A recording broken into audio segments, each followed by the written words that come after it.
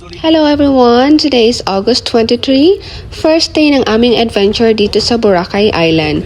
Sumakay kami ng tricycle nila. I don't know what is this, but electric tricycle siya. Tsaka napaka-comfy ng tricycle nila. So yung first na gagawin namin is crystal kayaking. Ako lang yung gagawa nito kasi magpipicture-picture lang kami dito sa crystal kayak nila. So, ito na yun. Ito yun din yun isa sa aming tour. Binayaran namin sa tour package.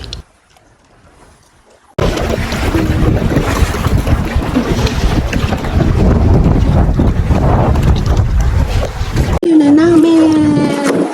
Ito na kami sa kalagitnaan ng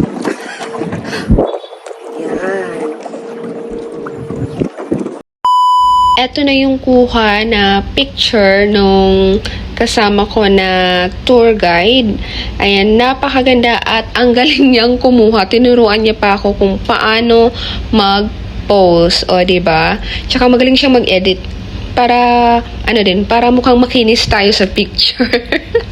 So, na-scam kayo kung gaano ako kakinis sa picture. Lalo na siguro sa personal. Charot. Pagkatapos naming mag-pictorial sa kalagitnaan ng karagatan, bumalik na kami dun sa sa beach. Pupunta na kami dun sa ano bang tawag dun? Bangka namin para mag-helmet diving. Nakaka-excite na nakaka-nervyos kasi takot talaga akong sumisid sa ilalim. Marunong akong lumangoy, I love the dagat, pero takot akong sumisid sa ilalim at takot ako sa maalon. So, ito, kinakabahan na ng konti, but let's see kung anong gagawin exactly sa helmet diving. Sobrang dami ng tao at that time. Buti na lang kami, yung tour guide namin na si Ervin, binook niya lahat and he was so accommodating. Tsaka, sobrang bait niya. Maalaga siya sa kanyang mga kliyente. Kliyente bang tawag doon? And super smooth ng aming tour package. Walang buhol-buhol kasi na-arrange niya na lahat.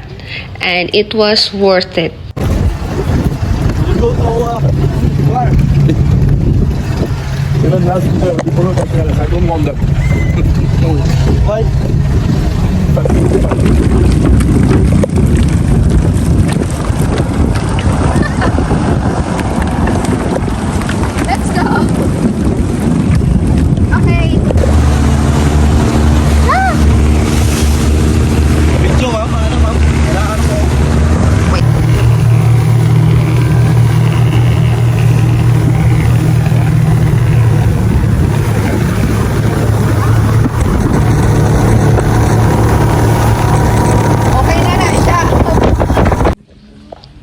Andito na kami sa aming first adventure, which is the helmet diving.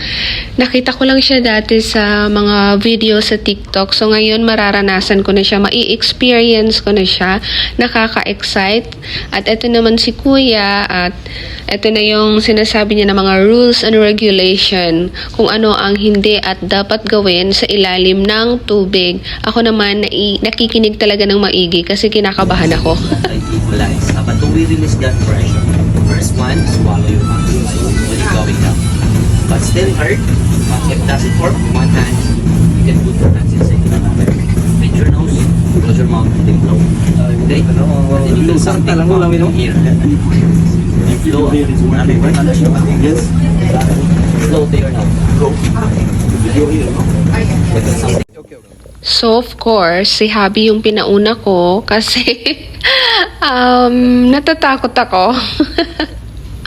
As in, sobrang kinakabahan ako. Di ko alam kung anong dapat gawin sa ilalim. Andun na si Habi. Ako naman yung next. Nakikipagtsikahan pa ako kay Kuya. Bisaya din kasi si Kuya. Siyempre, chinikan niya ako kasi alam niyang kinakabahan ako. And malamig yung tubig. Pero masarap sa feeling. At saka mabigat yung helmet. Akala ko maano na ako. Matatambakan na ako ng helmet.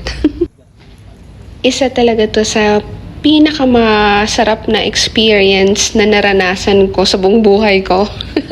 Yes, nakakakaba, pero ang sarap pala ng feeling kapag nasa ilalim ka na. Grabe.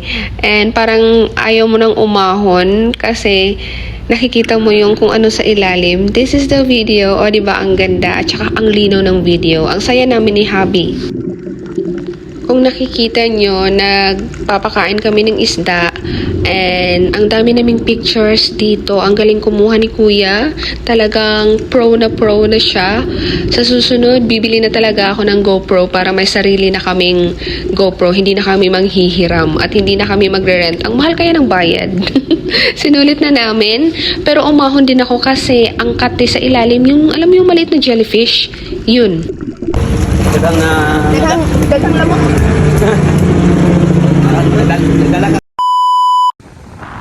After naming mag-helmet diving, pumunta kami sa isang restaurant, di ko na na-videohan.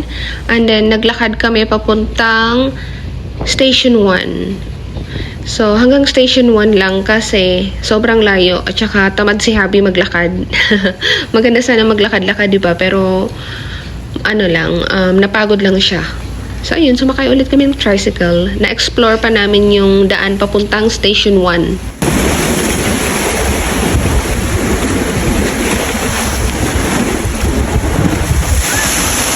Okay.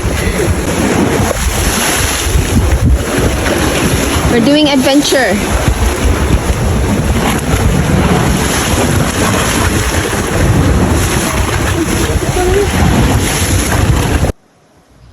Sobrang ganda talaga ng kulay ng dagat nila. Ayan, virgin na virgin. Tsaka kung nakikita nyo, medyo cloudy and masama yung panahon, kaya maalon-alon yung tubig, yung dagat pala, pareho lang yun. Pero enjoy pa din yung paglalakad kahit mahangin. Ito na yung Station 1. Malinis na talaga siya. Ang daming restaurant or shops na na-close dito sa Station 1. Tsaka marami ding hotel na parang nagiba siya. Siguro i-renovate nila to.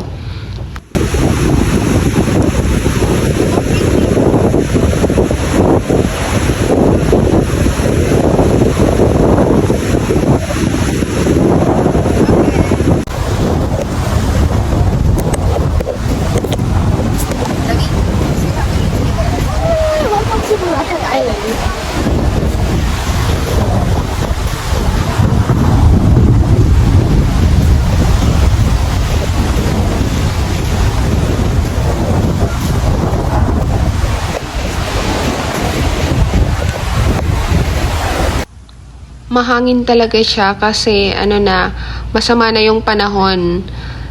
Parang iiyak na yung mga ulap. Pero nag-enjoy pa rin kami sa paglalakad. At eto naman yung pictures namin for today's adventure. Andito na din yung helmet diving na picture. Napakaganda niya talaga. At saka, kita nyo naman sa pagmumukha namin, sobrang happy, may pa-heart-heart pa. Tsaka ang linaw talaga ng GoPro, diba? Ito na lang yung pinakita ko kasi nakita nyo na din yung pictures ko sa Crystal Kayak. And hopefully you like our adventure for today. See you!